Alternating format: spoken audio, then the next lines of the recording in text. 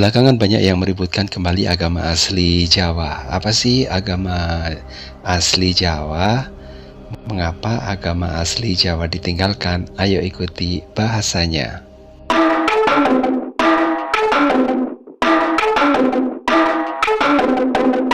Agama leluhur orang Jawa sebelum kedatangan agama-agama besar seperti Hindu, Buddha, dan Islam adalah kepercayaan, animisme, dan dinamisme. Dalam kepercayaan ini mereka menyembah roh-roh leluhur dan kekuatan-kekuatan alam serta mempercayai bahwa benda-benda di alam memiliki kekuatan gaib. Mereka melakukan berbagai ritual dan upacara untuk menghormati leluhur dan roh-roh tersebut.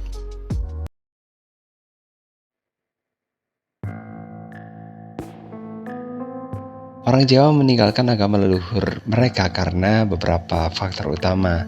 Yang pertama adalah penyebaran agama Hindu dan Buddha pada abad ke-4 hingga 15 Masehi, yang seperti dalam catatan atau yang ditemukan ya peninggalannya.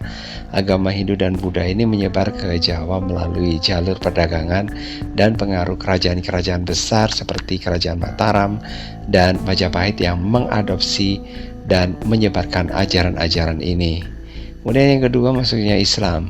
Pada abad ke-15 dan 16, Islam mulai menyebar di Jawa melalui para pedagang dari Gujarat, India, serta peran Wali Songo dalam menyebarkan ajaran Islam. Islam menawarkan konsep-konsep keagamaan yang berbeda dan banyak diterima oleh masyarakat Jawa. Kemudian yang ketiga adalah pengaruh kolonial ya.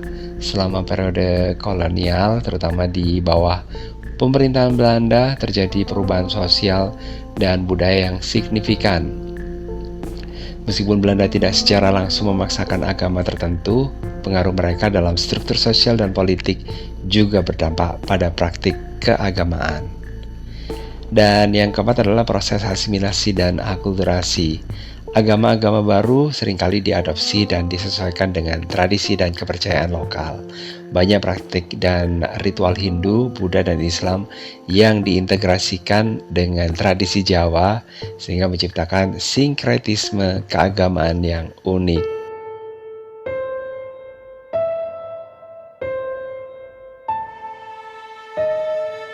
Pengaruh kolonial berdampak pada praktik keagamaan di Jawa melalui beberapa cara ya, yaitu struktur sosial dan politik.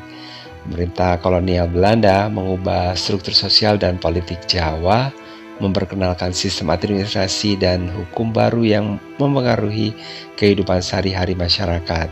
Perubahan ini secara tidak langsung mempengaruhi praktik keagamaan karena agama seringkali terkait erat dengan struktur sosial dan politik tradisional. Yang berikutnya adalah pendidikan dan modernisasi. Belanda memperkenalkan sistem pendidikan barat yang membuka wawasan baru bagi masyarakat Jawa dan mengenalkan mereka pada konsep-konsep keilmuan dan agama yang berbeda. Modernisasi ini menyebabkan perubahan pandangan hidup dan praktik keagamaan. Berikutnya adalah di bidang ekonomi dan mobilitas sosial. Perubahan dalam ekonomi seperti pengenalan tanaman-tanaman komersial dan sistem perkebunan menyebabkan perubahan dalam struktur masyarakat dan mobilitas sosial. Hal ini mempengaruhi cara masyarakat memandang dan mempraktekkan agama karena kehidupan mereka menjadi lebih terikat pada sistem ekonomi baru. Yang gak kalah penting adalah kontrol dan pengawasan. Belanda seringkali mengawasi dan mengendalikan kegiatan keagamaan untuk menjaga stabilitas politik. Mereka mungkin membatasi atau mengarahkan praktik keagamaan tertentu yang dianggap mengancam kekuasaan kolonial. Ini bisa mengakibatkan perubahan dalam cara agama dipraktekkan. Kemudian perkenalan agama Kristen. Misionaris Kristen yang datang bersama dengan pemerintahan kolonial menyebarkan agama Kristen di Jawa.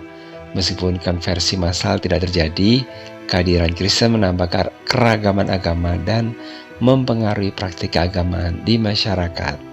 Dan akhirnya adalah urbanisasi.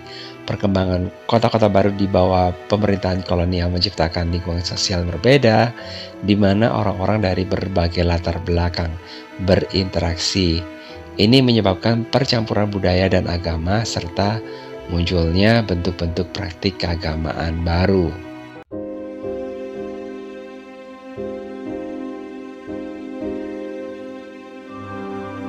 Agama Hindu mulai ditinggalkan karena penyebaran agama Islam juga. Ini yang berpengaruh ya. Pada abad ke-15 dan 16, Islam mulai menyebarkan agamanya dengan cepat di Jawa. Para pedagang dari Gujarat dan Wali Songo atau 9 wali ini memainkan peran penting dalam penyebaran Islam. Islam menawarkan ajaran yang lebih egaliter dan sederhana dibandingkan dengan struktur kasta dalam Hindu, sehingga menarik banyak orang Jawa. Yang menjadi alasan berikutnya ini karena keruntuhan kerajaan Hindu-Buddha. Kerajaan-kerajaan besar yang mendukung Hindu-Buddha seperti Majapahit ini mengalami kemunduran dan akhirnya runtuh. Kekuasaan politik yang mendukung agama Hindu melemah sehingga agama tersebut juga kehilangan dukungan institusional. Faktor yang lainnya adalah dukungan penguasa baru. Banyak penguasa baru yang mendukung dan mempromosikan Islam. Misalnya kerajaan Demak yang merupakan kerajaan Islam pertama di Jawa, aktif dalam menyebarkan agama Islam. Dukungan dari penguasa ini mempercepat konversi keagamaan di masyarakat Jawa. Kemudian alasan berikutnya lagi adalah adaptasi budaya dan sinkretisme. Islam yang masuk ke Jawa seringkali disesuaikan dengan tradisi lokal. Banyak unsur-unsur Hindu dan Buddha yang diintegrasikan ke dalam praktek Islam lokal, sehingga membuat transisi lebih mudah bagi masyarakat Jawa. Praktek-praktek seperti upacara keselamatan yang memiliki akar dalam tradisi Hindu-Buddha tetap dilanjutkan dalam konteks Islam. Alasan berikutnya ini karena mobilitas sosial dan ekonomi. Dengan masuknya Islam, banyak orang Jawa melihat peluang mobilitas sosial dan ekonomi. Menjadi bagian dari komunitas Muslim yang lebih luas, memberikan keuntungan dalam perdagangan dan hubungan sosial. Dan akhirnya adalah tekanan sosial dan budaya. Seiring dengan meningkatnya jumlah Muslim, ada tekanan sosial dan budaya untuk beralih ke Islam. Konversi teman, tetangga, dan keluarga menciptakan lingkungan yang mendorong konversi massal.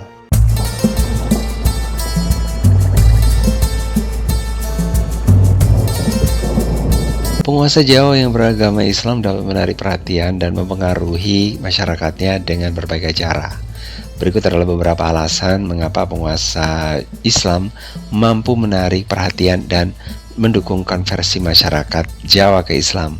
Yang pertama adalah legitimasi dan kekuasaan. Penguasa yang beragama Islam seringkali dianggap memiliki legitimasi spiritual dan politik yang kuat. Dukungan penguasa memiliki legitimasi kepada agama Islam dan mendorong masyarakat untuk mengikuti agama yang dianut oleh pemimpin mereka. Yang kedua adalah patronase dan proteksi.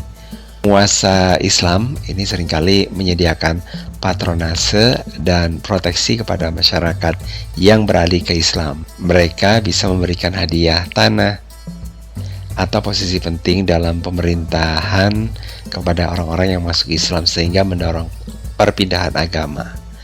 Yang ketiga karena pengaruh ekonomi. Penguasa Islam seringkali mendukung kegiatan ekonomi dan perdagangan yang terikat dengan komunitas Muslim. Masyarakat yang beralih ke Islam mungkin mendapatkan keuntungan ekonomi seperti akses ke jaringan perdagangan yang lebih luas atau perlindungan dari penguasa. Kemudian ada juga pembangunan infrastruktur keagamaan. Penguasa Islam ini membangun masjid, madrasah, dan lembaga-lembaga keagamaan lainnya yang berfungsi sebagai pusat kegiatan sosial dan keagamaan. Infrastruktur ini memainkan peran penting dalam menarik masyarakat untuk memeluk Islam. Alasan berikutnya lagi adalah karena adanya kampanye dan dakwah. Penguasa Islam mendukung dakwah dan penyebaran ajaran Islam melalui para ulama dan para wali. Wali Songo misalnya adalah 9 wali yang terkenal dalam menyebarkan Islam di Jawa dengan pendekatan yang inklusif dan adaptif terhadap budaya lokal. Kemudian ada akulturasi dan sinkretisme. Penguasa Islam seringkali mengadopsi dan mengintegrasikan elemen-elemen budaya lokal ke dalam praktik Islam, menciptakan bentuk Islam yang sinkretis dan mudah diterima oleh masyarakat Jawa. Misalnya, tradisi Hindu-Buddha seperti selamatan dan wayang diadaptasi ke dalam konteks Islam. Dan contoh teladan, penguasa Islam yang menunjukkan kehidupan yang adil, bijaksana, dan religius ini dapat menjadi teladan bagi masyarakat. Penguasa yang dihormati dan dicintai oleh rakyatnya akan lebih mudah menarik perhatian dan mempengaruhi masyarakat untuk mengikuti keyakinan mereka.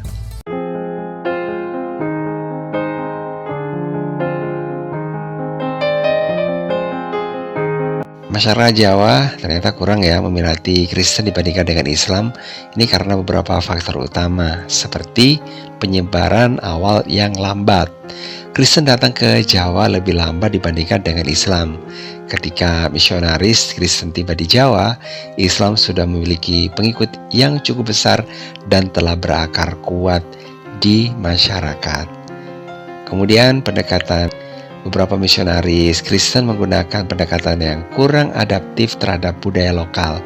Mereka sering kali menganggap tradisi dan kepercayaan lokal sebagai sesuatu yang harus dihilangkan, yang menyebabkan resistensi dari masyarakat. Berikutnya, karena dukungan penguasa lokal. Penguasa-penguasa Jawa pada masa penyebaran Kristen umumnya sudah menganut Islam dan mendukung penyebaran Islam. Sebaliknya, tidak ada dukungan signifikan dari penguasa lokal untuk penyebaran Kristen. Ini sehingga agama Kristen kurang diminati di Jawa. Alasan berikutnya adalah sinkretisme dan adaptasi.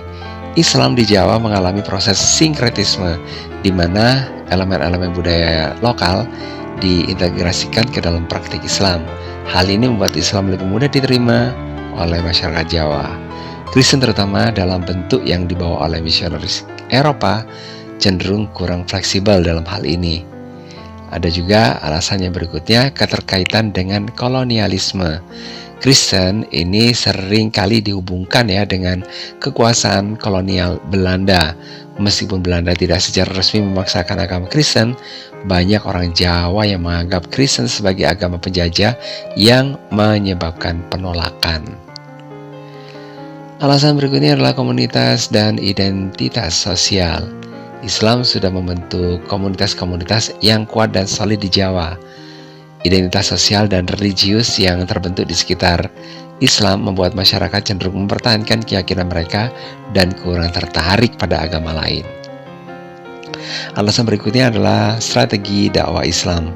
Penyebaran Islam ini dilakukan oleh Wali Songo dan ulama-ulama lainnya dengan strategi yang sangat efektif dan bersahabat, seringkali melalui seni, budaya, dan pendidikan. Pendekatan yang inklusif dan adaptif ini berhasil menarik banyak pengikut. Dan perubahan sosial dan politik. Ketika Kristen mulai menyebar ke Jawa, masyarakat Jawa sudah mengalami banyak perubahan sosial dan politik yang diakibatkan oleh kolonialisme dan islamisasi. Masyarakat cenderung lebih stabil dalam mempertahankan agama yang sudah mereka anut dalam menghadapi perubahan tersebut. Jadi waktu kolonialisme datang, secara agama orang Jawa sudah stabil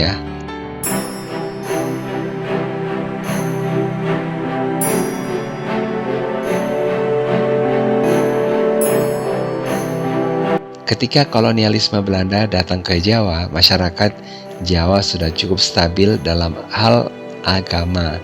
Sebagian besar orang Jawa telah memeluk agama Islam yang telah menyebar luas sejak abad ke-15 dan 16. Dan beberapa poin berikut ini penting terkait stabilitas agama di Jawa pada masa kedatangan kolonialisme.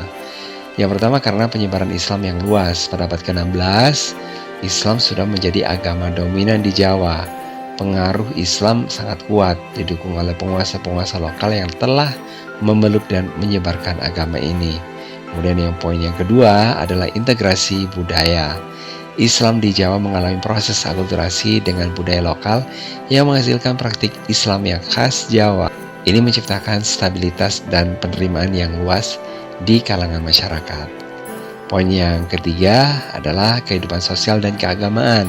Kehidupan sosial dan keagamaan masyarakat Jawa sudah terstruktur di sekitar ajaran Islam dengan adanya masjid, madrasah, dan lembaga-lembaga keagamaan lainnya yang berfungsi sebagai pusat kegiatan sosial dan keagamaan. Poin yang keempat, pengaruh kerajaan Islam. Kerajaan-kerajaan Islam seperti Demak, Pajang, dan Mataram Islam ini memainkan peran penting dalam menyebarkan dan mempertahankan Islam sebagai agama utama di Jawa. Kekuasaan politik dan dukungan dari kerajaan-kerajaan ini memberikan legitimasi dan stabilitas bagi agama Islam. Dan poin kelimanya adalah resistensi terhadap kolonialisme. Meskipun Belanda juga memperkenalkan agama Kristen dan memiliki beberapa misionaris aktif di Jawa, penolakan terhadap pengaruh kolonial dan kaitan Kristen dengan kekuasaan kolonial membuat masyarakat Jawa lebih cenderung mempertahankan agama Islam yang sudah mereka anut.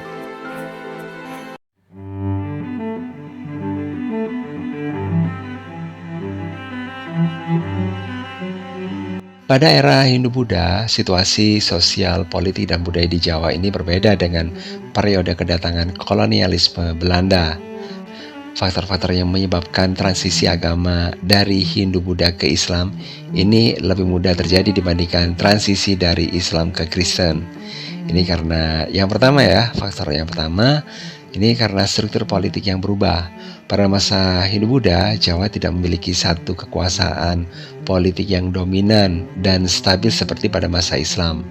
Kerajaan-kerajaan seperti Mataram Hindu dan Majapahit ini mengalami berbagai konflik internal dan eksternal yang melemahkan kekuasaan mereka.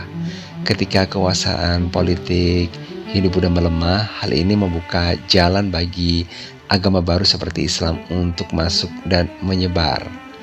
Kemudian yang kedua, ini karena pendekatan inklusif dan adaptif.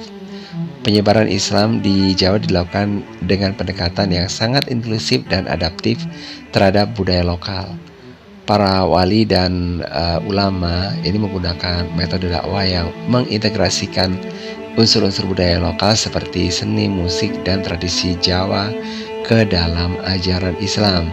Ini yang membuat Islam lebih mudah diterima oleh masyarakat Jawa.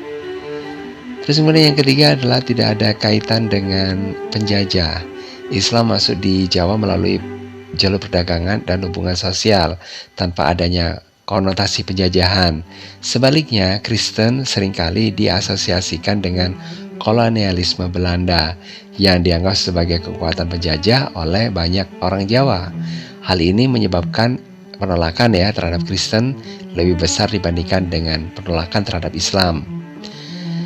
Kemudian yang keempat, ini dukungan penguasa lokal. Banyak penguasa lokal pada masa transisi dari Hindu Buddha ke Islam yang memeluk Islam dan aktif mendukung penyebarannya. Penguasa seperti Sultan Agung dari Mataram, Mataram Islam maksudnya, memainkan peran penting dalam memperkuat posisi Islam di Jawa. Dukungan dari penguasa ini memberikan legitimasi dan dorongan bagi masyarakat untuk beralih ke Islam.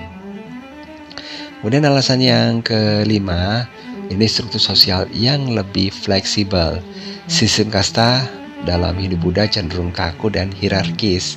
Islam menawarkan struktur sosial yang lebih egaliter, yang menarik bagi banyak orang Jawa yang mungkin merasa tertindas oleh sistem kasta. Transisi ke Islam memberikan mereka peluang untuk meraih status sosial yang lebih baik. Dan yang keenam, ini pusat kekuatan baru. Dengan runtuhnya kerajaan-kerajaan Hindu-Buddha seperti Majapahit, pusat kekuasaan politik dan spiritual bergeser ke kerajaan-kerajaan Islam yang baru muncul. Ini menciptakan dinamika baru di mana Islam menjadi agama yang didukung oleh kekuasaan politik yang dominan. Jadi, dapat dikatakan Islam datang di saat orang Jawa membutuhkan pertolongan, sedang saat orang Belanda datang malah menimbulkan kesengsaraan, sehingga Islam bisa bertahan di Jawa hingga saat ini.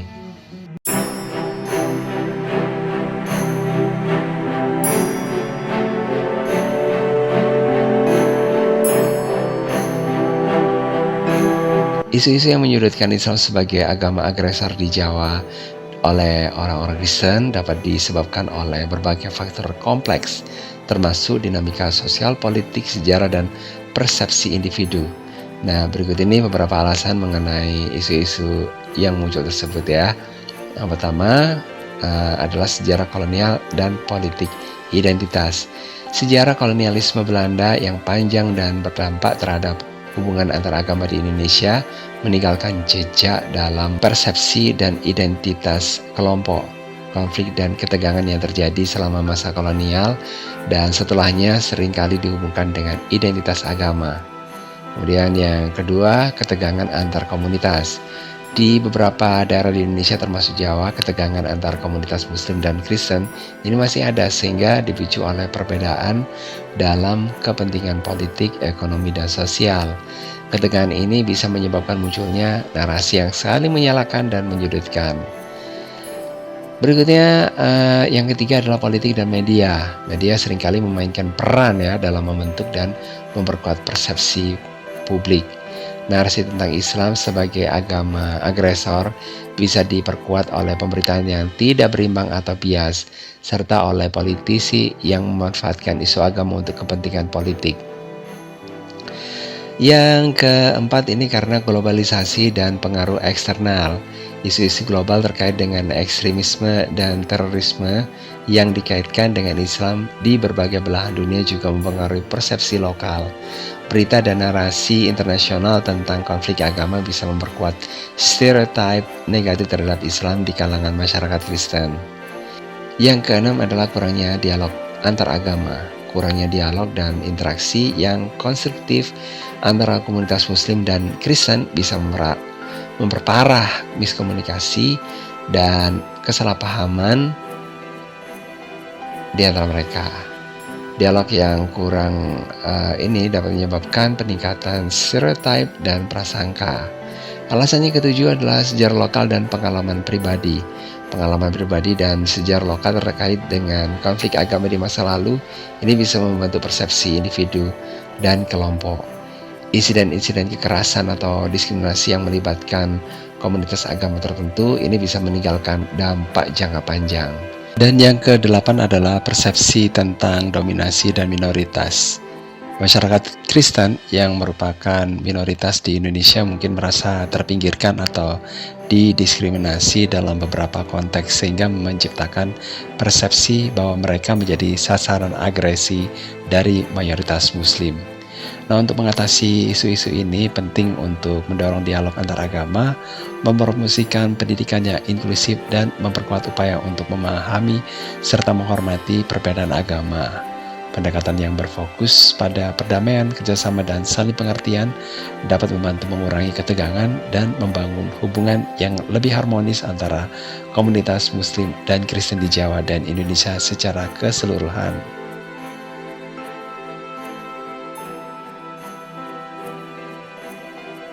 Oke guys, itu tadi bahasan kita kali ini dan jangan lupa untuk like, subscribe, komen, dan share untuk mendukung channel ini. Dan sampai ketemu lagi di bahasan berikutnya.